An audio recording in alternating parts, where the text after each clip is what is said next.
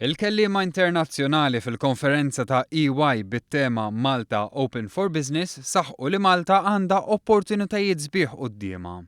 Lord Peter Mandelson, eks-Kummissarju Ewropew, saħaq li fil-pożizzjoni li tinsab fiha Malta għandha opportunitajiet sbieħ bħala ċentru li fih iġġib kontinenti flimkien.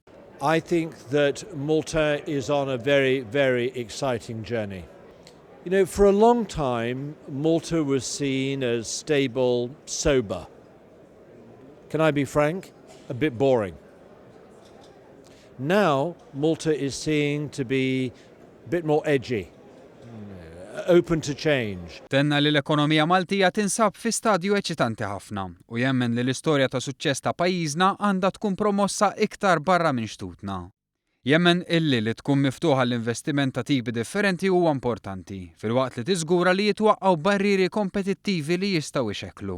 The opportunity that Malta has to grasp is to be even more confident, even more ambitious, to be authoritative in both what it says about itself, its region and the rest of the world, but also opening up channels, dialogues, a way of networking itself, both politically and diplomatically, but also financially and across the business community. L-eks-Prim Ministru Olandiż Jan Peter Balkenende saħaq li biex pajjiż ikollu suċċess għandu jaħdem lejn innovazzjoni kontinwa u sostenibilità.